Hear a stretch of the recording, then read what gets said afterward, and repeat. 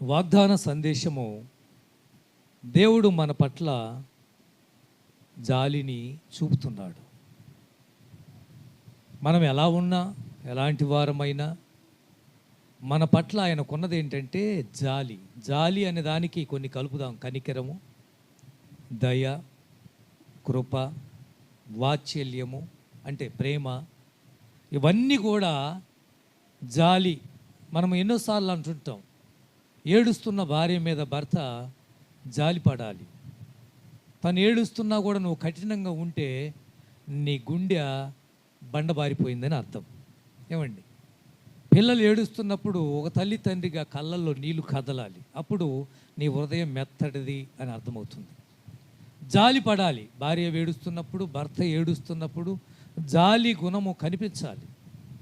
మన దేవుడు ఎలాంటి వాడంటే జాలి కలిగిన దేవుడు. అదే అంశం. ఈ విషయాలు, అందుకే ఈ పాట నేను ఎందుకు పాడాను? జాలిగా నన్నే చూసినావయ్యా. జాలి కలిగిన దేవుడు, ప్రేమ కలిగిన దేవుడు, కనికరము కలిగిన దేవుడు, కృప కలిగిన దేవుడు, దయగలిగిన దేవుడు మన పట్ల చూపిస్తుంది జాలి. ఒక ప్రాంతంలో ఇద్దరు యవనస్తులు కష్టపడి చదువుకున్నారు, ఉద్యోగం లేదు, నిరుద్యోగులుగా ఉన్నారు. చాలా ప్రయత్నాలు చేశారు, ఎక్కడ జాబ్ రాలా. ఆఖరికి పేపర్లో ఒక యాడ్ చూశారు, ఫలాని కంపెనీలో జాబులు ఉన్నవి, మీరు రండి, రేపే రండి, మరి ఇంటర్వ్యూకి రండి అని చెప్పి చూసిన వెంటనే ఇద్దరు కలిసి, మంచి స్నేహితులు, ఇద్దరు కలిసి వెళ్ళారు. ఇద్దరు కలిసి ఉదయం 10 గంటలకు వెళ్తే ఇంకేముంది, ఆ కంపెనీ ముందు పెద్ద క్యూ ఉంది. కొన్ని వందల మంది ఆ కంపెనీ ఎదురుగా నిలబడ్డారు. చేసేది ఏం లేక, సరే దేవుని చిత్తం అయితే మాకు కూడా అవకాశం దొరుకుతుందని వాళ్ళు కూడా వెనక నిలబడ్డారు. ఉదయం 10:30, 11 గంటలకు నిలబడిన ప్రజలు సాయంకాలం 5 అయింది, ఎవరు వీళ్ళని పిలవలా, అలాగనే నిలబడ్డారు. సాయంకాలం 5 గంటలప్పుడు లోపల నుంచి ఒక వ్యక్తి వచ్చి, యజమాని ఇంకా రాలేదు, మీరు ఇప్పుడు వెళ్ళి రేపు రండి అన్నారు. ఇప్పుడు ఎలా ఉండదు చెప్పండి? యజమాని ఇంకా రాలేదు, మీరు వెళ్ళండి, రేపు రండి అనగానే కాస్త బాధపడ్డారు. ఉద్యోగం కోసం వచ్చాము అని చెప్పి, అయినా ఇప్పుడు దాకా నిలబెట్టి మనకి ఏ అవకాశం ఇవ్వలేదని చెప్పేసి వెళ్ళిపోయారు. మరలా రేపు వచ్చారు.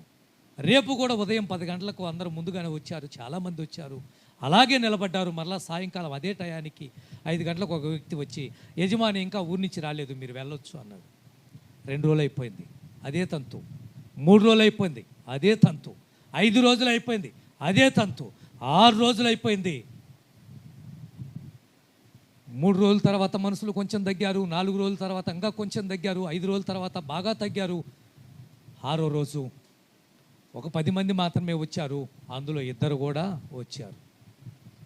7వ రోజు మాత్రము ఎవ్వరు రాల, ఒక్కడు మాత్రమే వచ్చాడు.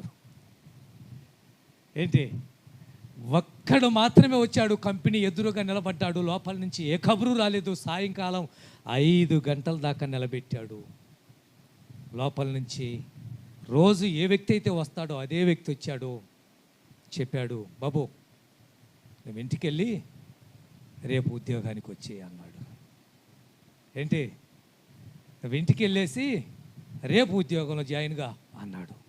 సార్ నన్ను ఇంటర్వ్యూ చేయలేదు అన్నాడు. ఇదే ఇంటర్వ్యూ, ఏది పరీక్ష ఇదే. ఎవరైతే ఓపికగా ఉంటారో, ఎవరైతే ఓర్పుగా ఉంటారో, ఎవరైతే సహనంగా ఉంటారో అలాంటి వారే మా కంపెనీకి కావాలి. మరి యజమాని లేడన్నావుగా, ఆ యజమాని నేనే. ఏ యజమాని?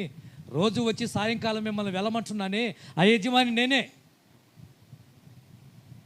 నా కంపెనీకి కావలసిన వాళ్ళు ఓర్పు కలిగిన వారు కావాలి. నా కంపెనీలో పనిచేసే వాళ్ళు ఓపిక కలిగిన వాళ్ళు కావాలి. నా కంపెనీలో పనిచేయగలిగిన వారు సహనం కలిగిన వారు కావాలి. అలాంటి వారంటే నాకు కూడా ఇష్టమే.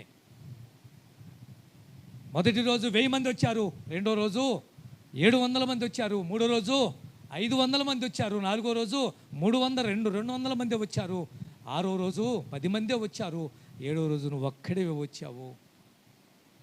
ఈ టెస్ట్లో, ఈ పరీక్షలో నువ్వు నెగ్గావు, నీకే ఉద్యోగం. ఓపిక. దేవుని మందిరములో ఉన్నవారు, దేవుని సన్నిధిలో కనిపిస్తున్నవారు, దేవునితో కలిసి జీవించాలనుకున్నవారు, ఏమండి దేవునితో నడవాలి అనుకున్న వారికి కావలసింది ఏంటో తెలుసా? అసలైనది సిసలైనది ఓపిక.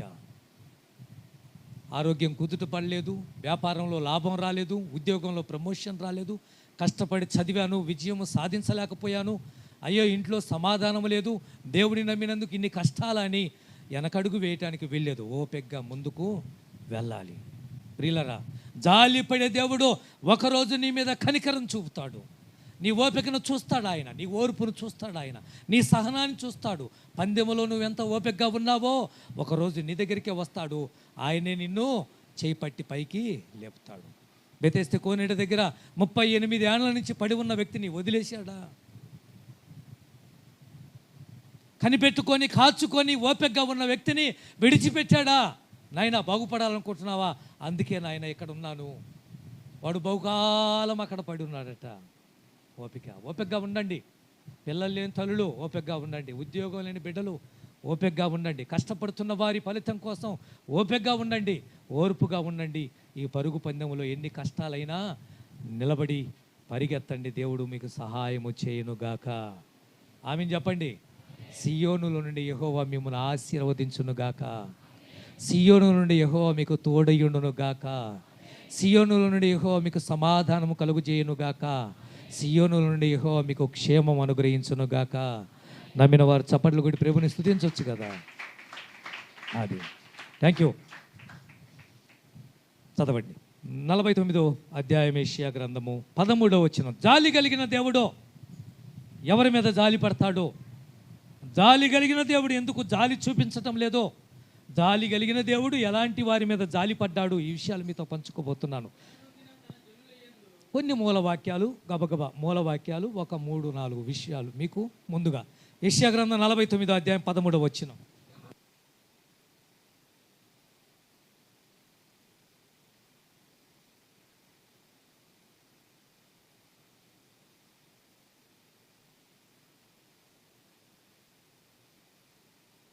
అరవై అధ్యాయము 10వ వచనం. అన్యులు కిందకు చదువు, కింద మాట చదువు. ఎలేనగా నేను కోపపడతాను, నిన్ను కొడతాను, కటాక్షము నీ మీద నాకేముంది? ప్రేమ ఉంది. తల్లిదండ్రులు పిల్లలను కొడతారు, గద్దిస్తారు, ఎత్తరిస్తారు, బెత్తం తీసుకొని బాగా కొడతారు. తప్పు చేస్తున్నావు కాబట్టి తప్పు సరిచేస్తారు. అలాని చంపేస్తారా? చంపరు. దేవుడు కూడా కోప్పడతాడు, దేవుడు కూడా శిక్షిస్తాడు. ప్రేమించే కుమారుణ్ణి తండ్రి శిక్షించినట్టుగా దేవుడు కూడా శిక్షిస్తాడు. కానీ దాంట్లో 2 మాటలు అంటాడు. నాకు నీ మీద ఏముంది? కటాక్షం ఉంది, జాలి కూడా ఉంది. యెషయా గ్రంథం 14వ అధ్యాయం 1వ వచనం కూడా యాకోబు అని ఉంటుంది. అక్కడ యాకోబు అని ఉంటుంది. ఎలేనగా యెహోవా యాకోబు మీద ఏం పడ్డాడు? ఏమండి, యాకోబు పొరపాటు చేయలేదా? యాకోబు అనే పేరుకు అర్థం మోసగాడు కాదా? తండ్రిని మోసం చేయలేదా యాకోబు? అన్నను మోసం చేయలేదా యాకోబు? మామను మోసం చేయలేదా యాకోబు? ఏమండి, మామను మోసం చేయలేదు అనుకుంటున్నారా మీరు? మామన్నాడు తెల్లయి పుడితే నాయి, మచ్చలై పుడితే నీ అన్నాడు. అన్నీ తెల్ల గొర్రెలే, మచ్చలు ఎలా పుడతాయి అని యాకోబు ఏం చేశాడు తెలుసా? గొర్రెలు కట్టే సమయానికి, అనగా గొర్రెలు కట్టే సమయానికి వాటన్నిటిని తీసుకొని వెళ్ళి ఎక్కడ వేశాడు? నీళ్లు తాగుతున్న సమయంలో నీళ్ళ ఒడ్డున నిరవంజ సువ్వలు, మచ్చలు కలిగిన సువ్వలు గొర్రెలు కనిపించేలా అక్కడ వేశాడు. అవి కడతా ఉన్నప్పుడు పొట్టేళ్ళు గొర్రెలను దాడుతూ ఉన్నప్పుడు అవన్నీ గొర్రెలు వాటి వైపు చూస్తూ ఉన్నప్పుడు అదే ఫోకస్ వాటి మీద పడిపోయింది.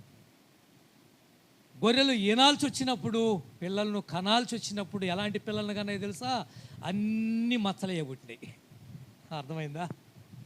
మోసం కాదా ఇది? అండి, మోసం కాదా? ఇలాంటి యాకోబు మీద దేవుడు ఏం చూపించాడు? జాలి పడలా, ప్రేమను కనపరచలా, వాత్సల్యాన్ని చూపించలా. ఆయన మోసగాడైన యాకోబు మీదనే జాలి పడితే ఈరోజు మన మీద జాలి పడ్డా? పరిశుద్ధంగా జీవిస్తున్నాంగా. యెషయా గ్రంథం 54 అధ్యాయం 10వ వచనం ఆఖరి మాట. యెషయా గ్రంథం 54 10వ వచనం ఆఖరి మాట. గట్టిగా చదవమ్మా. నా కృప నిన్ను విడిచి, ఆఖరి మాట చదువు. తొలగిపోదు.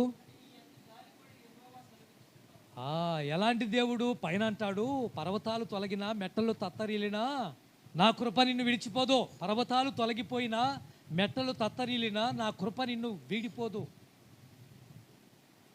నా సమాధానం నిన్ను విడిచిపెట్టదు అని అంటూ కిందకొచ్చేవరకు అంటాడు, నీ మీద జాలి పడతాను, నేనే సెలవిస్తున్నాను. మూలవాక్యం ఆఖరి మాట.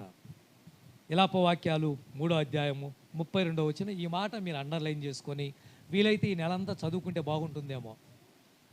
ఈ 32వ వచనము 3వ అధ్యాయం విలాప వాక్యాలు, ఇర్మియా గ్రంథం విలాప. ఆయన బాధ పెట్టినను తన కృపా సమృద్ధిని బట్టి జాలిపడే దేవుడు. దేవునికి స్తోత్రం చెప్పండి ఇప్పుడు. హల్లెలూయా. ఎలాంటి దేవుడు అండి? ఇందాక చూసాం, ఆయన కోపపడతాడు, శిక్ష విధిస్తాడు. తప్పు చేసినప్పుడు తప్పుకు సంబంధించిన శిక్ష విధిస్తాడు, సరిచేస్తాడు, బెత్తము వాడుతాడు, దెబ్బలు కొడతాడు, శ్రమలు పెడతాడు, శోధనలు పెడతాడు. కానీ శ్రమలో యెహోవా నీకు తోడయ్యుండి మరలా నీ మీద ఏం పడతాడో? జాలి పడతాడు. ఎప్పుడో మొన్న చెప్పాను, బతిమిలాడటం అనే అంశం మీద అండి. పొరపాటు చేసిన కూతురు మీదనో కొడుకు మీదనో ఒక దెబ్బ కొట్టినప్పటికి కూడా ఆ అమ్మాయి అలిగి ఆ అబ్బాయి అలిగినప్పుడు ఒక తల్లిగా తండ్రిగా బతిమిలాడరా? మీరు జాలిపడరా? పోతే పోయాడు, నాశనం అయిపోవాలి అంటారా? అనరగా. దేవుని యొక్క వాత్సల్యత కూడా అలాంటిదండి. అలాంటి ప్రేమ కలిగిన వాడండి దేవుడు. ఎంత ప్రేమ కలిగిన వాడు మీతో పంచుకుపోతున్నాను. ఎవరి మీద జాలి పడతాడో చూపించబోతున్నాను. ఇలాంటి జాలి కలిగిన దేవుడు కోప్పడినప్పటికీ, శిక్షించినప్పటికీ వాత్సల్యత, కనికరము, దయ, దాక్షిణ్యం చూపించగలిగిన దేవుడు ఎందుకని ఈరోజు మనుషుల మీద జాలి పట్టం మానేశాడో? అదేంటండి జాలి పడతారన్నావు కదా, మరి జాలి పట్టం మానేశాడు. అవి చూపించబోతున్నాను మీకు. ప్రేమను కనపరచవలసిన దేవుడు ద్వేషించడం ఎందుకు మొదలుపెట్టాడో, ప్రేమించవలసిన దేవుడు మనుషుల మీద ఎందుకు కోపడుతున్నాడో ఇక తెలుసా? ఈ వారంలోనేగా కేరళలో జరిగిన సంఘటన తెలుసా మీకు? కేరళలో ఒక ప్రాంతంలో కొండ చర్యలు ఇరిగిపడిపోయి వరదలకు కొన్ని ఊర్లే కొట్టుకొని వెళ్ళిపోయాయండి. కొన్ని ఊర్లే కొట్టుకొని పోయి ఇంచుమించు 300 మందికి పైగా చచ్చిపోయిన శవాలు ఇంకా తీస్తూ ఉన్నారు. ఎంతమంది ఏమైపోయారో తెలియదు. ఎందుకో ఇలాంటి సంఘటన ఎందుకు జరగాలి? 2004లో వచ్చిన సునామీ కొన్ని లక్షల మందిని ఎత్తుకొని వెళ్ళిపోయిందే. ఎందుకు? దేవుడు ప్రేమించేవాడు, జాలి చూపించే దేవుడు, కనికరం కలిగిన దేవుడు ఇలా జరుగుతున్నప్పటికీ ఎందుకు పట్టించుకోలేదు? 2020, 2021లో కొన్ని లక్షల మంది ఏంటి కరోనాకు చచ్చిపోయారే. కుటుంబాలు లేవే. ఉన్నప్పటికీ కూడా భర్తను పోగొట్టుకొని భార్య, భార్యను పోగొట్టుకొని భర్త, బిడ్డలను పోగొట్టుకొని తల్లిదండ్రులను పోగొట్టుకొని పిల్లలు ఒంటరిగా మిగిలిపోయారే. ఏం జరుగుతుంది? ఎందుకు దేవుడు కనికరించవలసిన దేవుడు కాఠిన్యంగా మారాడు? ప్రేమించే దేవుడు ప్రజలను ఎందుకు ద్వేషిస్తున్నాడు? అసలు దేవునికి కోపం ఉంటుందా? ఎందుకు కోపం ఉండదు? ఎందుకు కోపం ఉండదండి? దేవుడు కోపడతాడా? చాలామంది అడుగుతున్న ప్రశ్నలు ఇవి. ప్రేమ కలిగిన దేవుడు మనుషులను ఎందుకు ద్వేషిస్తాడు అని ఇవన్నీ మనం ఆలోచిస్తే, ఆ రోజు మోషే చక్కగా సినాయి పర్వతం మీదకి వెళ్ళి 10 ఆజ్ఞలు కష్టపడి 40 రాత్రులు 40 పగళ్ళు ఉపవాసం ఉండి తినక తిండి తిప్పలు మాని, ప్రజలు కట్టలు విధులు కావాలి, ప్రజలు దారి తప్పకుండా నిబంధనలు కావాలని ఆయన ఉపవాసం ఉండి 2 పలకల మీద 10 ఆజ్ఞలను దేవుడు చేయివ్రాతతో వ్రాసి ఇస్తే వాటిని పట్టుకొని కొండకు దిగి వస్తే ప్రజలు ఎలా ఉన్నారు? ప్రజలు ఒక దూడను తయారు చేసుకొని, ఒక లేగ దూడను తయారు చేసి అహరోను వాళ్ళ బంగారాన్ని, వాళ్ళ ముక్కు కమ్మలే, వాళ్ళ చెవు పోగులే, వాళ్ళు కట్టుకున్న వడ్డానాలే, వారు పెట్టుకున్న దండలే, ఆ బంగారాన్ని తెస్తే ఆ బంగారాన్ని చక్కగా ఉడికించి ఆ బంగారంతోనే ఒక దూడను చేస్తే ఆ దూడనే దేవుడని నమ్మారు. ఐగుప్తులో నుంచి మమ్మల్ని విడిపించింది నీవే అని దానికి ముఖ్యారో. ఐగుప్తులో నుంచి మమ్మల్ని నడిపించింది నువ్వే అని చెప్పి దాన్ని దేవుడు అన్నారు. 32వ అధ్యాయం ఇంటికి వెళ్ళాక, నిర్గమాకాండం ఇంటికి వెళ్ళాక తిన్నగా చదువుకోండి. అంటే దేవుడు కోప్పడతాడా అన్నదానికి ప్రశ్నగా అక్కడ సమాధానం దొరుకుతుంది. ఆ రోజు మోషేతో అంటాడు, నీ ప్రజలు పాడైపోయారు, నువ్వు నడిపించిన వారు పాడైపోయారు, మోషే నువ్వు ఊరకుండో, నా కోపం వారి మీద రగులుకుంటుంది అంటాడు. అగ్ని పంపించి కాల్చి పడేస్తానంటాడు. దేవుడు కోప్పడ్డా? చదవండి మొదటి మాట. ఎందుకు ప్రేమించే దేవుడు, జాలి కలిగిన దేవుడు ప్రజల మీద ఎందుకు జాలి చూపటం లేదు? ఇర్మియా గ్రంథం 13వ అధ్యాయము 14వ వచనం. ఇక వాక్యంలోకి వెళ్ళిపోదాం. బైబుల్ తీసుకోండి, ఎక్స్ప్లెయినింగ్ కూడా చేస్తాను. బైబుల్ తీసుకోండి. 13వ అధ్యాయం 14వ వచనం, ఇర్మియా గ్రంథం 13:14. అప్పుడు నేను తండ్రులను కుమారులను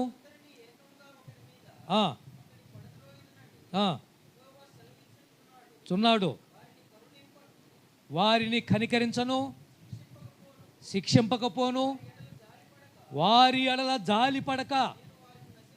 ఎందుకు నశింపజేస్తానంటున్నాడు ఇర్మియా ప్రవక్త ద్వారా? ఎందుకు వారిని శిక్షిస్తానంటున్నాడు? ఎందుకు వారిని భూమి మీద ఉంచను అంటున్నాడు? జాలి కలిగిన దేవుడే కదా, ఎందుకు జాలిని చూపించడం లేదో? ఈరోజు చాలామంది చెప్తున్నమాట, అయ్యా మా మీద జాలి పడే వాళ్ళు ఉంటే బాగుండు అని. మేము బాధపడుతున్నప్పుడు ఓదార్చే వాళ్ళు కావాలి. నేను ముందే చదివించాను, మన దేవుడు జాలి పడే దేవుడు. జాలి పట్టడంతో పాటు దాంట్లో ఓదార్పు కూడా ఉంటుంది. చెయ్యి నీ భుజం మీద వేసి ఆయన చంకలో నిన్ను ఎత్తుకొని ముద్దాడగలిగిన దేవుడు, నిన్ను ఓదార్చగలిగిన దేవుడు, ఒక తల్లిలా నిన్ను లాలించగలిగిన దేవుడు ప్రభు అయిన యేసుక్రీస్తు ఎందుకింత కఠినంగా మారాల్సి వచ్చింది?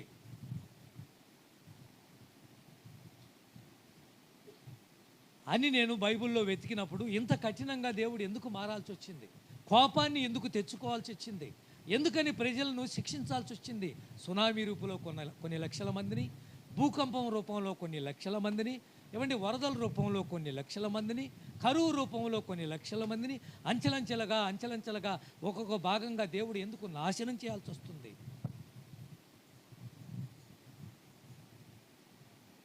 కారణం ఏమై ఉంటుంది అని నేను బైబిల్లో వెతికినప్పుడు దొరికిన మాటలు మీతో పంచుకుంటున్నాను. ద్వితీయోపదేశకాండం 13వ అధ్యాయము 8వ వచనం.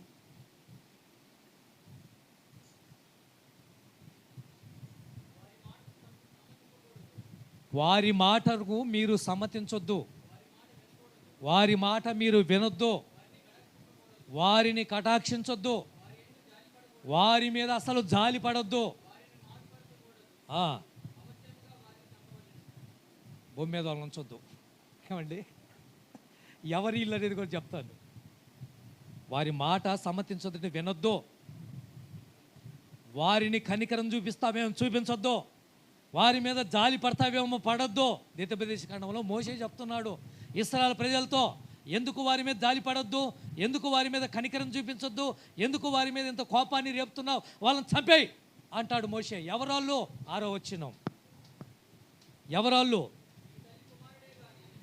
అమ్మా ఎవరు మాట్లాడు మాయ్, నీ తల్లి కుమారుడే కానీ, నీ సహోదరుడు అంటే నీ తమ్ముడే కానీ, అన్నే కానీ, నీ కొడుకే కానీ, నీ కూతురే కానీ, నీ కవిగిట్లో ఉన్న అందమైన భార్యే కానీ, నీ ప్రాణానికి ప్రాణం పెడతానన్న స్నేహితుడే కానీ, ఈ భూమి మీద ఈ కొన మొదలుకొని ఆ కొన వరకు దూరంగా ఉన్నా దగ్గరగా ఉన్నా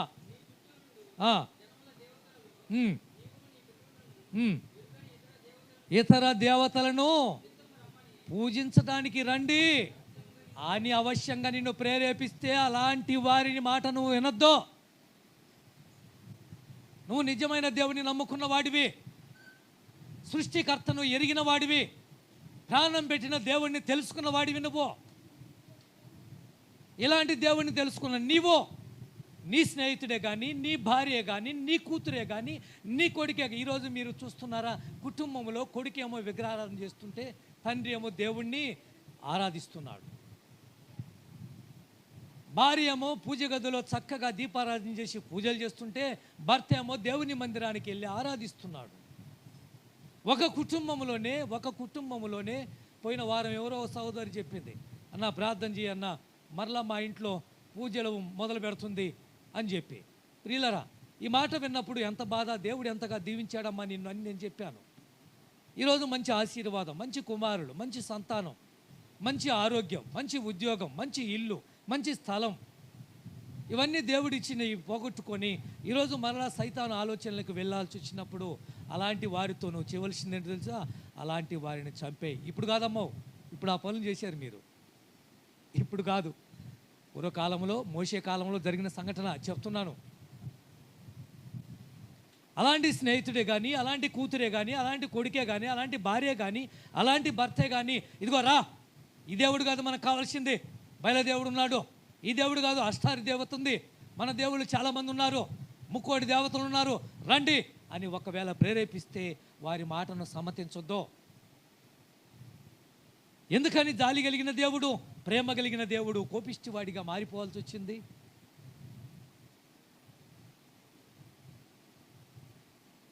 ఇప్పుడు 8వ వచనం చదువుతాం, అర్థమైంది మీకు. వారి మాటలు సమ్మతించొద్దు, వారి మాటలు వినకూడదు, వారిని కటాక్షించొద్దు, వారి మీద జాలిపడొద్దు, చంపవాలను. ఏమండి, పాపము ఏమిటో తెలుసా మీకు? పాపం ఏమిటో తెలుసా మీకు? వ్యభిచారం చేస్తే పాపము అని, దొంగతనం చేస్తే పాపము అని, అబద్ధమాడితే పాపమని, మోసం చేస్తే పాపమని, ఇవి తెలిసిన మనకు పాపం అంటే తెలుసా మీకు? విగ్రహారాధన, దేవుడు కాని దాన్ని ఆరాధించటమే, సృష్టికర్తను వదిలిపెట్టి సృష్టమును పూజించటమే పాపము. దేవుడు ఓర్చుకోలేనిది, దేవుడు వారవలేనిది, దేవుడు సహించలేనిది, దేవుడు భరించలేనిది, దేవుడు కటాక్షము చూపనిది ఏదైనా ఉందంటే ఒక వ్యక్తి పొరపాటున తప్పు చేసిన వాడిని క్షమిస్తాడు. కానీ ఈ విగ్రహారాధన అనేది దేవుని స్థానంలో ఇంకొకరిని పెట్టి, ఏమండి మీరు తెలుసా, నిర్గమాకాండం ఇందా చదివించానే, ఇందా చెప్పానే 32వ అధ్యాయంలో, ఒక లేగ దూడం చేసుకొని, బంగారపు దూడం చేసుకొని మమ్మల్ని విడిపించిన యెహోవా నీవే అని లేగ దూడ దగ్గర నమస్కారం చేస్తే, మహా ఆకాశాలు పట్టజాలనటువంటి దేవుడు, సముద్రాలను సృష్టించిన దేవుడు, భూమిని నిర్మాణం చేసిన దేవుడు, మనిషికి ఆకారాన్ని తన పోలికలో ఇచ్చిన దేవుడు, అలాంటి దేవుడిని ఒక చెట్టునో పుట్టనో పెట్టి నీవే దేవుడు అంటే దేవుడు ఎలా ఓర్చుకుంటాడో?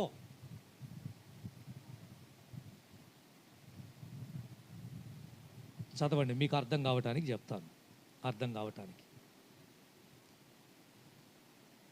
హెజ్కేలు గ్రంథం 5వ అధ్యాయం 11వ వచనం, 5:11. ఏంటి మళ్ళా చదువు? హే అంటే పనికిరానివి, పూజించి ఏ దేవుడిని అయితే ఒకప్పుడు నేను ఆరాధించానుగా తెలియక, తెలుసుకున్న తర్వాత నిన్న యూట్యూబ్లో నేను చూశాను, మన కరుణాకర సుగుణ తెలుసుగా, రాజమండ్రి అనుకుంటా, ఓ పాస్టర్ గారు వచ్చి 20 సంవత్సరాలు సేవ చేసిన పాస్టర్ వచ్చి పాస్టర్ పదవిని వదిలిపెట్టి ఇప్పుడు ఏం చేస్తావా అని ఆ సుగుణ గారు అడుగుతుంటే, కరుణాకర్ సుగుణ గారు అడుగుతుంటే, నీ కింద దాసోహం చేస్తానన్నాడు. బుద్ధి లేదు. నిజమైన దేవుణ్ణి తెలుసుకున్నవాడు, సృష్టికర్తను ఎరిగినవాడు వదిలిపెడతాడా? ప్రాణం పెట్టిన దేవుణ్ణి తెలుసుకున్నవాడు ప్రాణం పెట్టిన దేవుణ్ణి వదిలేసి ఎవడైనా వెళ్తాడా? బుద్ధి ఉన్నవాడు. మరి పాస్టర్ పదవిని వదిలిపెట్టావు, దేవుడు కాదు యేసుక్రీస్తుని తిరిగి వచ్చావు, ఇప్పుడు ఏం చేయబోతున్నావు, ఏం చేస్తావో అని అడుగుతుంటే అతను అంటాడు, నీ కింద సేవ చేసుకుని బతుకుతాను అంటున్నాడు. వాడి కింద ఏం సేవ ఉంది నువ్వు చేయటానికి? బైబిల్లో తీయటం, బైబిల్లో ఉన్న లోపాలు ఎత్తి చూపటాలు తప్ప ఏముంది? బైబిల్ని ఎప్పుడైనా మనము అక్షరానుసారంగా వెళ్ళకూడదు. లోతు ఏం చేశాడు, లోతు కూతురు, ఇవన్నీ నీకెందుకు? అక్కడ జరిగిన సంఘటనలు కొన్ని ఆ విధానంలో వెళ్ళిపోయాయి అంతే. బైబిల్ ఏం చెప్తుందంటే ఉన్నది ఉన్నట్టుగా పరిశుద్ధాత్మ దేవుడు రాయించాడు. దావీదు తప్పు చేశాడని మూసిపెట్ల బట్ట బయలు చేసింది బైబిల్ వాక్యం. అది బైబిల్ని ఎలా చదవాలంటే అక్షరానుసారంగా వెళ్ళకూడదు, ఆత్మానుసారంగా వెళితే అర్థమవుతుంది. పనికి మాలిన పాస్టర్ వచ్చి అంటున్నాడు, ఇంకా దేవుని సేవ వద్దు నాకు, ఎన్ని ఊర్లు 200 గ్రామాలు తిరిగి సేవ చేసిన వాడు ఇప్పుడు వచ్చి విగ్రహారాధన చేస్తాడంట. బుద్ధి లేదు, జ్ఞానం లేదు, అన్నీ నడిచిపోయినాయి. మళ్ళీ చిన్నోడు కాదు, తెలియనోడు కాదు, 60 సంవత్సరాల పై మాట. చాలా బాధేసింది నాకు. నిజంగా మన దేవుడిని పట్టుకున్నవాడు, మన దేవుడి పాదాలు పట్టుకున్నవాడు ఎన్ని కష్టాలను ఎదుర్కొంటాడు. మణిపూర్ తెలుసా? మణిపూర్ చంపుతా ఉంటే చంపండి అన్నారు, నరుగుతుంటే నరకండి అన్నారు, పాడు చేస్తూ ఉంటే బలాత్కారం చేస్తుంటే పాడు చేయండి అన్నారు, ఇల్లు తగలబెడుతుంటే తగలబెట్టండి అన్నారు, మందిరాలు కాల్చేస్తుంటే కాల్చేయమన్నారు, తుపాకులతో గుండ్లతో కాలుస్తుంటే గుండెలు చీల్చుకొని వాళ్ళు ఎదురు నిలబడ్డారు. కానీ మా దేవుడు మాకు పని లేదని వదిలేయలేదండి. 5వ అధ్యాయం 11వ వచనం, 12వ వచనం చదువు ఇప్పుడు. 5:11 చదివావా? 11 చదువు. పూజించి నీవు చేసిన పాపిష్టి పని చేత నా పరిశుద్ధ స్థలము అపవిత్రపరిచావు కాబట్టి. అదిగా చూసావా? కనికరం కలిగిన దేవుడు కరుణ చూపించే ఒక కుష్ఠరోగం వచ్చాయా, నీకు ఇష్టమైతే నన్ను శుద్ధుని చేయమంటే వాడి మీద కనికరపడ్డాడే. ఒక విధవరాలు ఒకగానొక కొడుకును పోగొట్టుకొని, భర్తను పోగొట్టుకొని, అయ్యో పాడమడబడి నా కొడుకు పోయాడు, నేను చచ్చిపోతే బాగుంటుంది, నాకంటూ ఎవరున్నారని ఏమండి శ్మశానానికి వెళ్తా ఉంటే యేసు ఎదురుపడి అమ్మా ఆడవద్దని చెప్పి ఆమె మీద కనికరపడ్డాడే, జాలిపడ్డాడే. అలాంటి కనికరం కలిగిన దేవుడు ఇంత కాఠిన్యంగా ఎందుకు మారాడు? దేవుని స్థానంలో ఎవరినో పెడతావా నువ్వు? అపవిత్రమైన స్థలాల్లో పరిశుద్ధమైన స్థలాన్ని అపవిత్రంగా మారుస్తావా నువ్వు? కింద రాశాడు, ఎందుకు కరువు, ఎందుకు తెగులు, ఎందుకు ఖడ్గము, ఎందుకు శోధన, ఎందుకు మరణమో? నువ్వు చేసినటువంటి పనికి మాలిన అపవిత్రమైన పనులివే. ఆ రోజు సౌలును పిలిచి, సమూయేలు దేవుడు చెప్తాడు, నువ్వు వెళ్ళి అమాలేకీయులను అందరినీ చంపేయి, కనికరం చూపించొద్దు. ఎక్కడయా? మొదటి సమూయేలు గ్రంథం 15వ అధ్యాయంలో ఉంటాయి ఆ మాటలు. 15వ అధ్యాయంలో తర్వాత 15వ అధ్యాయం 3వ వచనంలో ఎవరి మీద కనికరం చూపించొద్దు అని రాసిన మాట చూడండి. కాబట్టి నువ్వు పోయి కనికరింపక హతము చేయొచ్చు. చూసావా? పురుషులను, స్త్రీలను, బాలురును. ఎందుకు దేవుడు ఎంత కఠినంగా తీసుకున్నాడు చర్య? అసలు ఈ మాటలు చదువుతున్నప్పుడు మీకు ఎలా అనిపించిందో గాడి, దేవుడు ఎంత కఠినంగా ఉంటాడా? దేవుడు ఇంతగా కోపం వస్తుందా దేవునికి అని అంటే పైన చెప్తాడు, ఈ అమాలీకులు ఎవరో కాదో నా పిల్లల్ని హింసించిన వారు, ఐగుప్తు దేశం నుంచి నా పిల్లల అరణ్యంలో బయలుదేరినప్పుడు దారి కాచి దోచుకున్న వాళ్ళు. ఏమండి, నిన్న ఒక వీడియో నేను ఒకసారి చూశాను. చిన్న పక్షి ఇంత పక్షి పిచ్చుకలాగుంది. దాని పిల్లను కాకి కాళ్ళ కింద పెట్టుకుంది.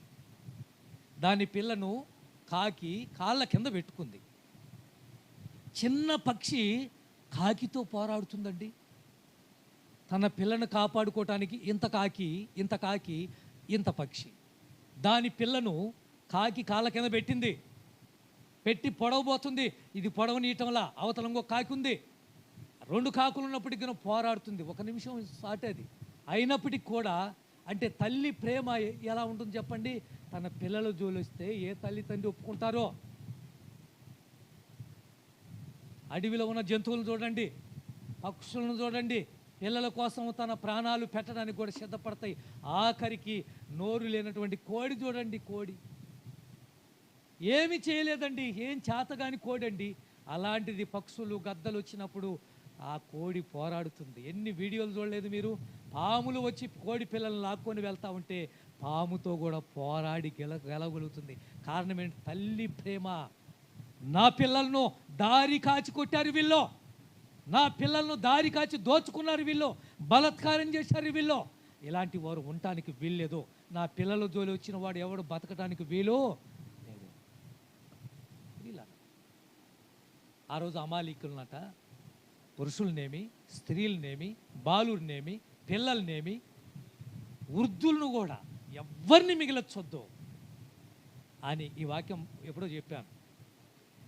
ఎందుకు ఇలా దేవుడు ఎంత కఠినంగా చర్య తీసుకున్నాడంటే, మీరు ఎప్పుడైనా మీ ఇంట్లో పాము పిల్లల్ని పెట్టిందనుకోండి, ఏంటి, ఒక పాము పిల్లల్ని పెట్టిందనుకోండి, పిల్లలను పెడితే పామును చంపేసి అయ్యో పాపం పసిపిల్లల్లే వీటిని వదిలేద్దాంలే అంటారా? మీ ఇంట్లో పాము ఒక 10 పిల్లలు లేపింది, 10 పిల్లల్ని పెట్టింది. పెట్టినప్పుడు పాముని చంపేశారు, పెద్దది కాబట్టి కాటు వేస్తుందేమో అని. అయ్యో పసిపిల్లలే నోరు లేనివి అని చెప్పి ఎవరైనా మేము పాము పిల్లల్ని పెంచుకుంటాం లేకపోతే ఉన్నిస్తామన్న వాళ్ళు చేయి చూపియండి నాకు. ఏం బాబు, అది విషపురుగు. చిన్నదైనా దేంతో కొట్టమన్నారు? పెద్ద కర్రతోనే కొట్టాలి. అది చిన్నదే. విషపూరితమైన పాములు, విషపూరితమైన పురుగులను బతకనిస్తే నిన్ను చంపేస్తాయి. కాబట్టి సౌలా అందరినీ చంపేసి. యెషయా గ్రంథం 63వ అధ్యాయం 15వ వచనం. 63వ అధ్యాయం 15వ వచనం. పరము నుండి చూడుము మహిమోన్నతమైన దృష్టించుము. ఏవి? అదిగో భక్తుడు వాపోతున్నాడయ్యా, ఏమైంది నీ వాత్సల్యత, ఏమైంది నీ ప్రేమ, నా మీద ఉన్న ప్రేమ ఏమైంది?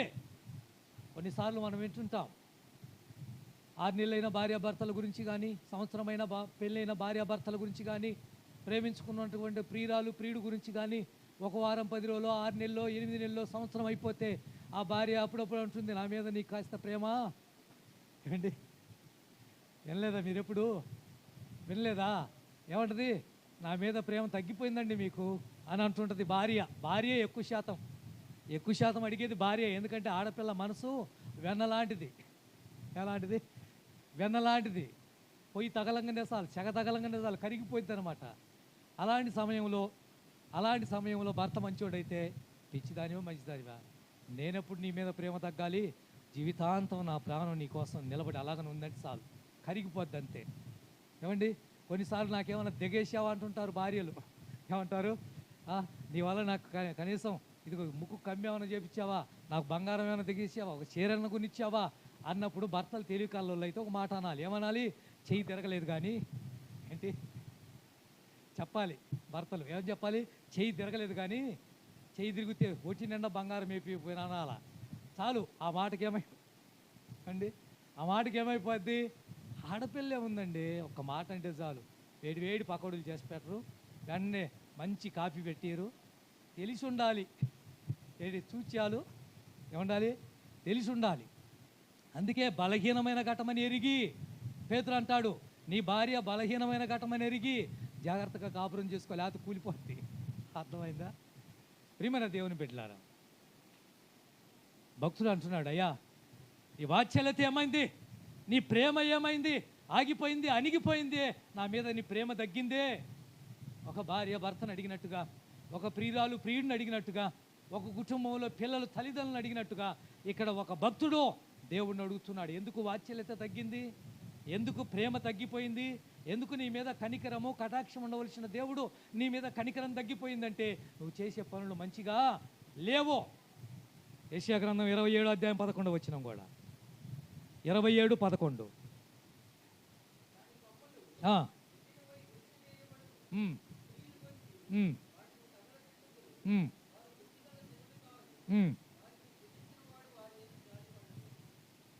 ఇంకా ఉంది, అయిపోయిందా?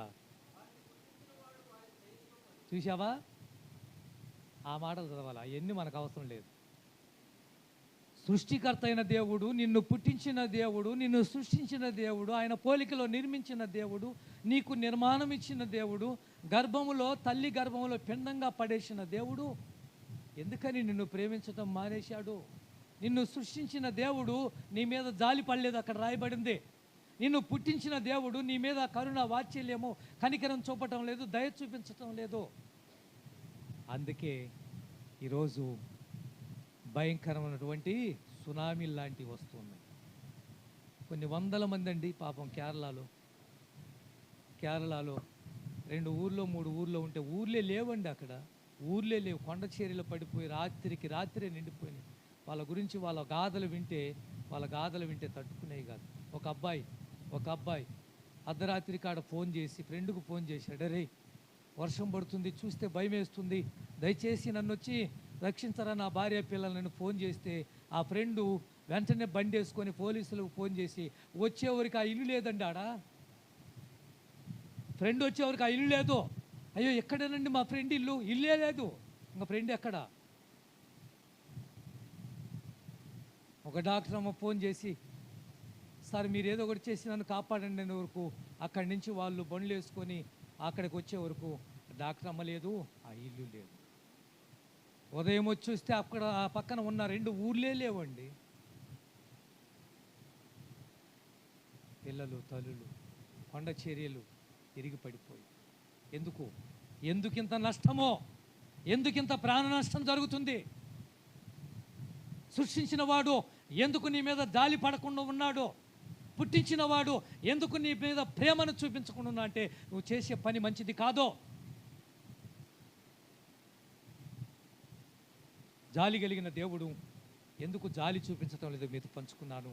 అయితే ఈ జాలి కలిగిన దేవుడు ఎలాంటి జాలిని చూపిస్తాడో మీతో పంచుకుంటా. రెండో మాట దేవుడు ఎంత జాలి కలిగిన వాడు రెండోది మీతో పంచుకోబోతున్నాను. యాకోబు రాసిన పత్రిక 5వ అధ్యాయం 11వ వచనం. దయచేసి కాస్త తల్లపైకి ఎత్తండి, కొంచెం ఓపికగా అయినండి, 10 నిమిషాల్లో నేను ముగిస్తాను. యాకోబు రాసిన పత్రిక 5వ అధ్యాయము 11వ వచనం. యాకోబు రాసిన పత్రిక కొత్త నిబంధన 5వ అధ్యాయం 11వ వచనం కదా. మీరు యోబును గూర్చి, ఆయన సహనాన్ని గూర్చి విన్నారు కదా. ఆయన ఎంతో జాలియు కనికరమును కలవాడని. సహోదరులారా, చాలే వదిలే. ఆయన అన్నమాట, ఆయన మరలా చదువు. ఆయన ఎలాంటిది జాలి? ఆయన ఎంతో జాలి కలిగిన దేవుడు అండి, ఎంతో ప్రేమ కలిగిన దేవుడు అండి. ఇందాక పాడాం.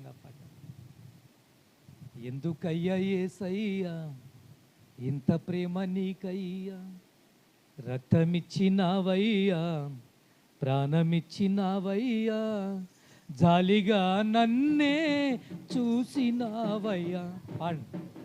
జాలిగా నా ప్రాణనాథుడా, నా ప్రాణేశ్వరుడా, నా ప్రాణములో ప్రాణమై ఉన్ననా, నా ప్రాణనాథుడా, నా ప్రాణేశ్వరుడా, నా ప్రాణములో ప్రాణమై ఉన్ననాథుడా. ఎందుకయ్యా యేసయ్యా ఎంత ప్రేమ, రక్తమిచ్చి కాపాడుకోండి. జ్ఞానమేమి లేకున్నా నన్ను ఎంచుకున్నావు, జ్ఞానాత్మతో నింపి జ్ఞానిగా చేశావు. జ్ఞానమేమి లేకున్నా నన్ను ఎంచుకున్నావు, జ్ఞానాత్మతో నింపి జ్ఞానిగా. నేను నిన్ను అడుగకున్నా అన్ని నీవే ఇచ్చావు, నేను నిన్ను అడుగకున్నా అన్ని నీవే ఇచ్చావు. బిడువక నాయడ కృప చూపుచున్నావు, బిడువక. నా ప్రాణనాథుడా, నా ప్రాణేశ్వరుడా, నా ప్రాణములో ప్రాణమై ఉన్న నాదుడా. ఎందుకయ్యా ఎంత ప్రేమ, రక్తమిచ్చి ప్రాణమిచ్చినవయ్యా.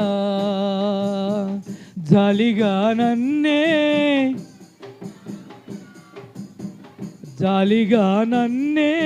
చూసినవయ్యా. నా ప్రాణనాథుడా, నా ప్రాణేశ్వరుడా, నా ప్రాణములో ప్రాణమై ఉన్న నాథుడా. ఆమేన్.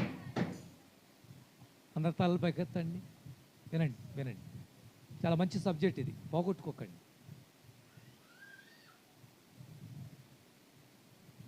దేవుడు ఎంత జాలి, ఎంత ప్రేమ, ఎంత కరుణ, ఎంత వాత్సల్యత, ఎంత దయగలిగిన దేవుడు మీతో పంచుకోబోతున్నాను. రెండో మాట, యోబు సహనాన్ని గురించి మీరు విన్నారు కదా.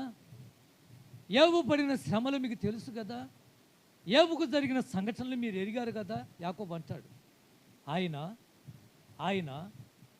ఎంత జాలి కలిగిన వాడు, ఎంత కనికరం కలిగిన వాడు. ప్రియులారా, నిజంగా యోబు జీవితం మీరు ఆలోచించండి. యోబు నష్టం ఎంత అంటే, యోబు కోట్ల రూపాయల నష్టం. యోబు నష్టం ఎంత అంటే 10 మంది పిల్లలు నష్టం, ప్రాణ నష్టం. యోబుకు నష్టం ఏంటంటే ఆరోగ్యం పోయింది. యోబుకు నష్టం ఏమిటంటే ప్రాణ స్నేహితులు దూరంగా నిలబడ్డారు. యోబుకు నష్టం ఏంటంటే ప్రేమించే భార్య వచ్చి చచ్చిపోమంటుంది. ఇవన్నీ మధ్య యోబు వెళ్ళాల్సి వచ్చినప్పుడు యోబు అన్న మాటలు కూడా మీకు గుర్తు చేస్తాను. యోబు గ్రంథం 19వ అధ్యాయం. ఆగమ్మా నువ్వు, బా 19వ అధ్యాయం 21వ వచనం. యోబు గ్రంథం. దేవుని హస్తము నన్ను మొత్తింది. యోబు హస్తము నన్ను ఏం చేసింది? ఇప్పుడు చెప్పాను నష్టాలు ఇవన్నీ జరగటానికి దేవుని హస్తం నన్ను మొత్తింది. నా మీద జాలిపడి, నా స్నేహితులారా. చూసావా, 2 సార్లు అడిగాడే. నా పరిస్థితి బాగోలేదో, అన్నీ పోగొట్టుకున్నాను, అంతా పోగొట్టుకున్నాను, పిల్లలను పోగొట్టుకున్నాను, ఆఖరిగా భార్య కూడా నన్ను ద్వేషిస్తుంది. దయచేసి స్నేహితులారా, ప్రాణ స్నేహితులారా, ప్రేమిస్తున్నామని చెప్పారే, నా మీద కాస్త జాలిపడొచ్చుగా, నా మీద కనికరం చూపించవచ్చుగా. ఎన్నిసార్లు మీరు అడగలేదు? ఆపద వచ్చినప్పుడు, ప్రమాదం వచ్చినప్పుడు, శోధన వచ్చినప్పుడు, అనారోగ్యానికి గురైనప్పుడు, ఇంట్లో ఇబ్బంది పడుతున్నప్పుడు మీ బంధువుల్ని, మీ స్నేహితుల్ని, మీ అయిన వారిని, మీ స్నేహితులకు ఫోన్ కాల్ చేసి, ప్లీజ్ అండి ఏదో ఒకటి చేయండి, కొంచెం చాలా ఇబ్బందుల్లో ఉన్నాం, హాస్పిటల్లో మా అమ్మగారు ఉన్నారు, బయటపడాలంటే 50,000 రూపాయలు అడుగుతున్నారు, నా మీద జాలిపడండి అని అడిగిన వారు లేరా? ప్రియమైన దేవుని బిడ్డలారా, యోబు అదే అడుగుతున్నాడు. ఏమండి ఏడుస్తున్నాడు ఇక్కడ, ప్లీజ్ నన్ను ఏదో ఒకటి చేయండి, చాలా ఇబ్బందుల్లో ఉన్నాను, నా మీద జాలిపడండి. కీర్తనకారుడు కూడా అంటాడు, 42వ కీర్తన, 142వ కీర్తన 4వ వచనం.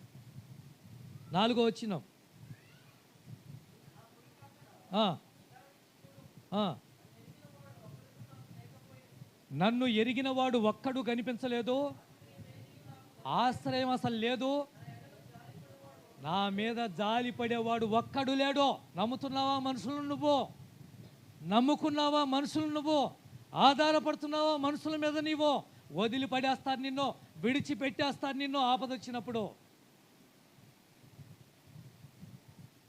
ఇక్కడ అదే అంటున్నాడు కీర్తనకారుడు, అయ్యా నాకు ఒక్కడు కనిపించలేదు, నా మీద కనికరం చూపించేవాడు, జాలి పడేవాడు, ఆశ్రయం దొరుకుతుందని ఎదురు చూశాను, ఒక్కడు లేడు. యోబు వాపోయాడు. 42వ అధ్యాయం దాకా యోబు వాపోయాడు. యోబు స్నేహితులే యోబుని ఏం చేశారు? సూటిపోటి మాటలతో పొడిచి పడేశారు. బాధకు తట్టుకోలేకపోయాడు. యోబు అంటాడు, చచ్చిపోతే బాగుండు, నాకు పుట్టినరోజు లేకుండా ఉంటే బాగుండు, నేను పుట్టకుండా ఉంటే బాగుండు. ఈ లోకంలో ఉన్న స్థితి ఇదైతే దేవుని యొక్క ప్రేమ ఎలా ఉంటుందో చెప్పమంటారా? దేవుని యొక్క జాలి గుణం ఎలా ఉంటుందో చెప్పమంటారా మీకు? అదే దేవుని గుణలక్షణం చెప్తాను, వినండి, ముగిస్తాను, వినండి. యోనాతో అన్నాడు, నినివే పట్టణానికి వెళ్ళు, వారి యొక్క దోషము నాకు కనిపిస్తుంది, వారు చాలా దుర్మార్గంగా ప్రవర్తిస్తున్నారు, నువ్వు వెళ్ళి 40 రోజుల్లో పట్టణం నాశనం అయిపోతుంది ప్రకటించమంటే యోనా ఎక్కడికి బయలుదేరాడు చెప్పండి, మీకు తెలిసిన స్టోరీ కదా ఇది. తర్షీషుకు బయలుదేరాడు. ఈలోపు తర్షీషుకు బయలుదేరిన తర్వాత మధ్యలో ఏం చేశాడు యెహోవా? పెద్ద తుఫాను రేపాడు. వాడ బద్దలైపోయే పరిస్థితి. వాడలో ప్రయాణం చేసే వాళ్ళు అల్లాడిపోయారు. సరుకులన్నీ నిలబడేశారు. బెల్లము, చక్కెర, చెరుకులు, బొరుకులు ఉంటాయి కదా, ఏమంటే బంగారం, వెండి, అవన్నీ మాకు అవసరం, ప్రాణాలు దొక్కితే చాలు. ఎవరి వల్ల ఈ కీడు వచ్చిందో చీట్లు వేశారు. చీట్లు వేస్తే యోనా, బాబు ఎవరు నువ్వు అంటే చెప్పాడు. ఈ స్టోరీ అంతా చెప్పని ఇప్పుడు యోనా చెప్పాడు, నేను పలాని సృష్టికర్త అయిన దేవుని కుమారుడిని, దైవ సేవకుడిని అని చెప్పాడు. మరి నీ వల్లే వచ్చింది, ఏం చేయాలి ఇప్పుడు? ఎత్తి సముద్రంలో ఏమన్నాడు. సముద్రంలో పడేశారు. సముద్రం నెమ్మలించింది, గాలి అణిగిపోయింది, క్షేమంగా చేరిపోయారు. 2వ అధ్యాయంలో యోనా చేప వచ్చి యోనాను మింగుతుంది. చేప కడుపులో 2వ అధ్యాయం అంతా ప్రార్థన. ఇక 3వ అధ్యాయం మీకు తెలుసో తెలియదో, 3వ అధ్యాయంలో యోనాను చేప వెళ్ళి నినివే పట్టణంలో కక్కివేయటం. నినివే పట్టణానికి యోనా వెళ్ళి 3 రోజులు ప్రయాణం చేసే పట్టణం అది. 1,20,000 మంది ఉన్న ప్రజల పట్టణం అది. అంత పెద్ద నగరం. నినివే పట్టణానికి జరగబోయే సంఘటన ఆయన చెప్పాడు. 40 రోజుల్లో ఈ పట్టణము కాలిపోబోతుంది, ఈ పట్టణం నాశనం చేయబడిపోతుంది, ఈ పట్టణము దేవుడు ఉగ్రత రాబోతుందని ఒక్కరోజే ప్రకటన చేశాడు. ఈ ఒక్కరోజు ప్రకటన చేస్తే నినివే పట్టణంలో ఉన్న రాజు సైతము దిగి గోనిపట్ట కట్టుకొని బూడిద జల్లుకొని మంత్రితో సహా పిల్లలు, పెద్దవాళ్ళు, వృద్ధులు, యవనస్తులు, స్త్రీలు, పురుషులు బర్రెలను వదలలేదు, పొలానికి గొర్రెలను వదలలేదు. ఏమండి, అందరూ ఉపవాసం ఉండి పశ్చాత్తాపపడి చెడు మార్గాలను వదిలిపెట్టి ప్రార్థన చేస్తే దేవుడు చేస్తానన్న కీడు చేయక మానెను అని రాయబడింది. వినండి, ఇది జరిగింది. దేవుడు 40 రోజుల్లో అంతం చేస్తానన్నాడు. దేవుడు 40 రోజుల్లో నాశనం చేస్తానన్నాడు. దేవుడు 40 రోజుల్లో పట్టణాన్ని కాల్చేస్తానన్నాడు. అలాంటి దేవుడు మనసు మార్చుకున్నాడు. దేవునికి స్తోత్రం, హల్లెలూయా. ఎప్పుడు పాపినని ఒప్పుకొని క్షమించమని వేడుకొని చేసిన పాపాన్ని ఒప్పుకొని వదిలేశారు. అక్కడ రాయబడిన మాట, వారి చెడు మార్గాలు వదిలిపెట్టి అని రాయబడింది. ఎప్పుడైతే నినివే పట్టణస్థులు మారు మనసు పొందారో దేవుడు పశ్చాత్తాపడ్డాడు, దేవుడే వారిని క్షమించాడు, దేవుడే కీడు చేయటం మానుకున్నాడు. ఇది చూసిన యోనా మండిపడ్డాడు. వినండి, ఇది చూసిన యోనా మండిపడి ఏమన్నాడు ఇప్పుడు వినండి. ఆ 4వ అధ్యాయం 1వ వచనం చదువయ్యా, యోనా గ్రంథం చదువు. యోనా దీన్ని చూసి బహుచింతాక్రాంతుడై, కోపం వచ్చింది యోనాకు. యెహోవా, నేను నా దేశమందుండగా ఇలా జరుగుతుందని నాకు తెలుసు, అందువలనే నువ్వు కటాక్షమును, జాలియు, బహుశాంతమును, అత్యంత కృపగల దేవుడు అని నాకు తెలుసు. చూసావా, ఒక సేవకుడు ఏం మాట్లాడుతున్నాడో దేవుడి లక్షణం గురించి చెప్తున్నాను వినండి. దేవుడు ఎలా కనికరపడతాడు, దేవుడు ఎలా జాలి పడతాడు, దేవుడు ఎలా దయ చూపిస్తాడు, దేవుడు ఎలా ప్రేమిస్తాడంటే ఒక మనిషి పశ్చాత్తాపడాలి. ఒక మనిషి ప్రభువా నేను పాపి నేను ఒప్పుకోవాలి. ఒక మనిషి చేసిన పాపాన్ని విడిచిపెట్టాలి. యోనా అంటున్నాడు, ఇది నాకు తెలుసు. ఏది తెలుసు? నేను వెళ్ళి ప్రకటిస్తే నినివే పట్టణాన్ని కాపాడుతావనే కదా నేను తర్షీషుకు పారిపోయింది. ఏమండి, నేను పారిపోయింది ఎందుకు అనుకుంటున్నావు? నువ్వు కనికరం కలిగిన దేవుడవో, నువ్వు జాలి కలిగిన దేవుడవో, నీవు ప్రేమ కలిగిన దేవుడవో. ఒక పాపి వచ్చి ప్రభువా పాపినంటే చాలు వాడి మీద జాలి పడతావు. ఒక దుర్మార్గుడు వచ్చి అయ్యా నన్ను క్షమించంటే చాలు వాడి మీద కనికర పడతావు. ఒక మర్డర్ చేసిన వాడు, ఒక నరహత్య చేసిన వాడు ప్రభువా నన్ను క్షమించు అని ఆ పాదాలు పట్టుకోవాలి. కానీ అలాంటి వాడిని కూడా క్షమించే దేవుడవు నువ్వు. అందుకే నేనేం చేశాను, తర్షీషుకు పారిపోయాను. ప్రియులారా వినండి, ఇప్పుడు చెప్పండి దేవుడు గుణం ఎలాంటిది, దేవుని యొక్క లక్షణాలు ఎంత ఘోరమైన పాపినైనా ఎంత ఘోరమైన పాపినైనా ఆయన దగ్గరికి రావాలే కానీ చిచి దుర్మార్గుడా, చి నికృష్టుడా, నువ్వు నా దగ్గరికి రావటం ఏంటో పాపిస్తాడా, నెట్టేశాడా దేవుడు? నెట్టేస్తాడా దేవుడు?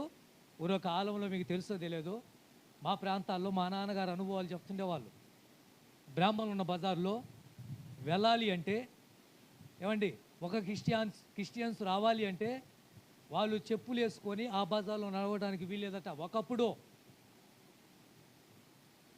తక్కువ కులపు వారు, తక్కువ జాతి వాళ్ళు వాళ్ళ బజార్ను రావడానికి అస్సలు వీల్లేదు. ఎక్కడి దాకా ఎందుకు, నేను ఎదిగిన తర్వాత 1992, 93, 94 ఆ రోజుల్లో నేను ప్రార్థనకు వెళ్ళటం స్టార్ట్ అయినప్పుడు మా బజారులో, అనగా మా బజార్ నుంచి వడ్డేవాళ్ళ బజార్కి, వడ్డే రాజుల బజార్కి వెళ్ళాలి. అక్కడ ఒక బావి ఉంది రెడ్డి గారి బజార్లో. మా పాస్టర్ గారు దోపాడి నుంచి, పొట్లపాడి నుంచి వచ్చి అక్కడ పరిచయం చేస్తున్నవాడు, తక్కువ జాతి వాడని, తక్కువ కొలవాడని ఆ బావికి నీళ్ళకు రానిలేదంటే నమ్ముతారా?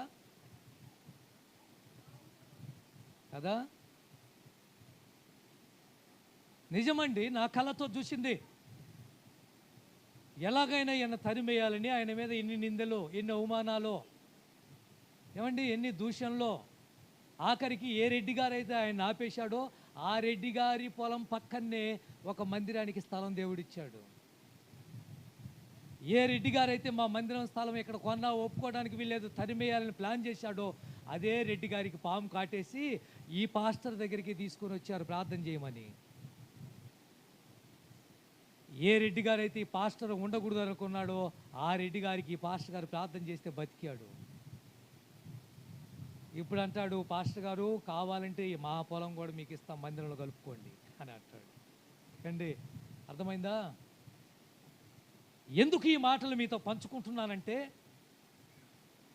ఎవరైనా మనకు సంబంధించిన వారు పాపం చేశాడని తెలిస్తే అది ఒక చూపు చూస్తాం మనం.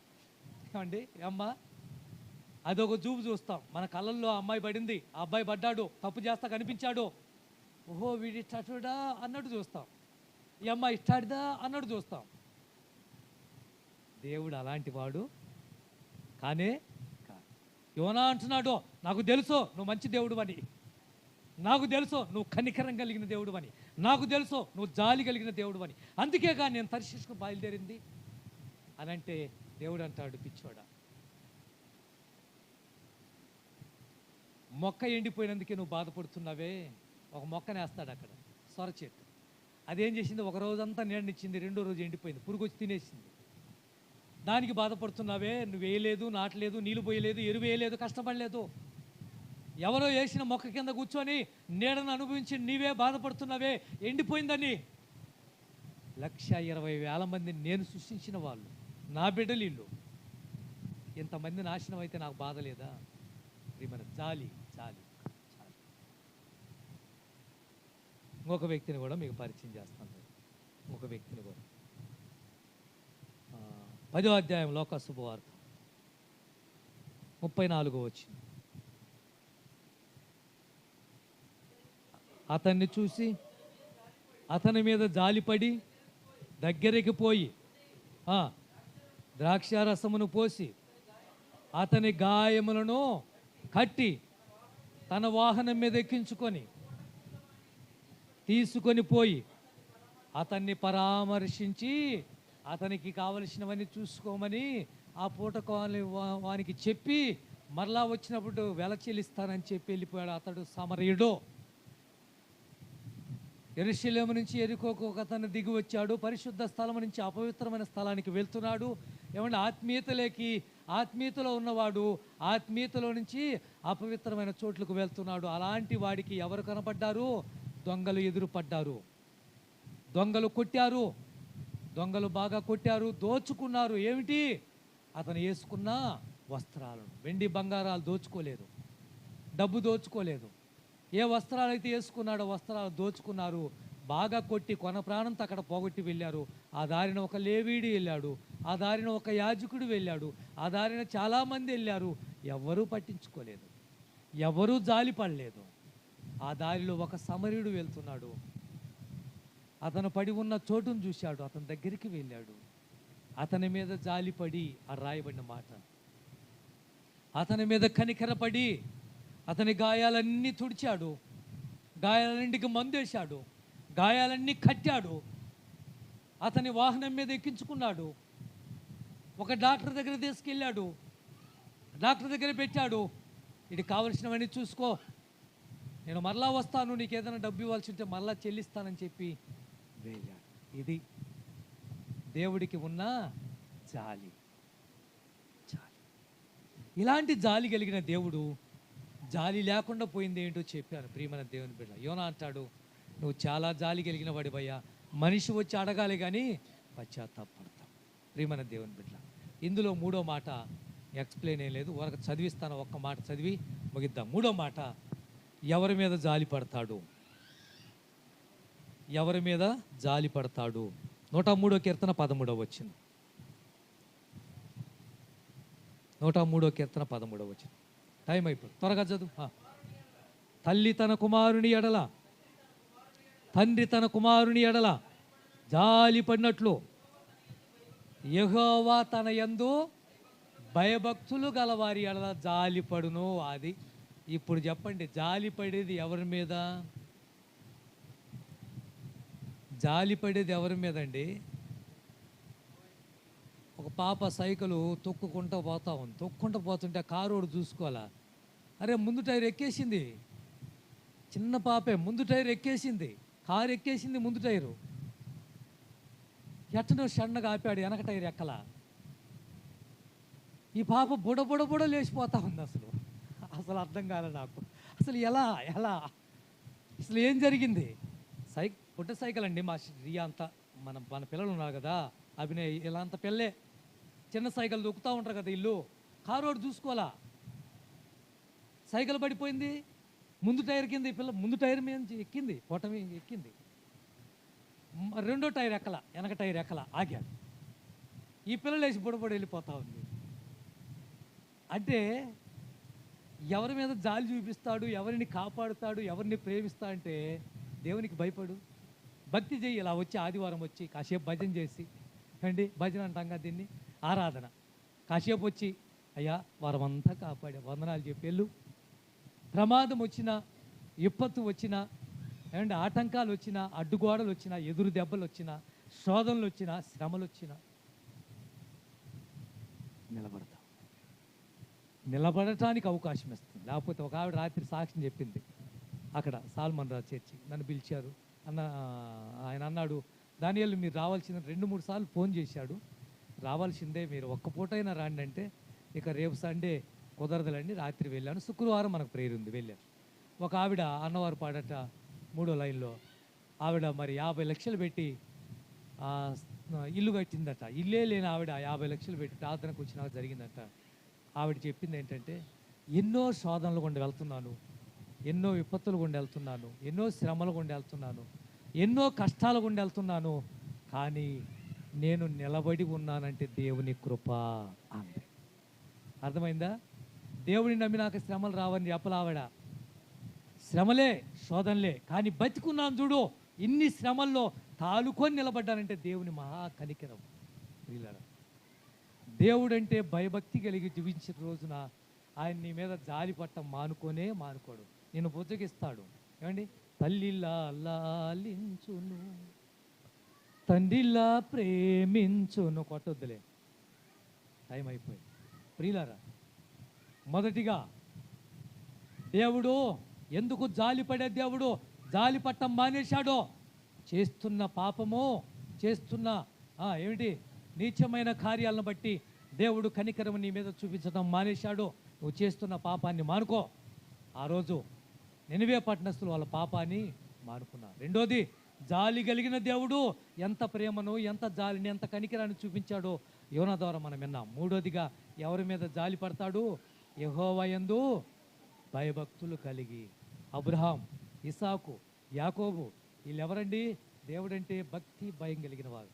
దానియేలు ఎవరండి? దేవుడంటే భక్తి కలిగిన వాడు, భయం కలిగిన వాడు. ఇలా చెప్పుకుంటూ పోతే భక్తులు ఎంతోమంది కనిపిస్తారు. కళ్ళు మూసుకోండి, ప్రార్థన చేసుకుంటాం.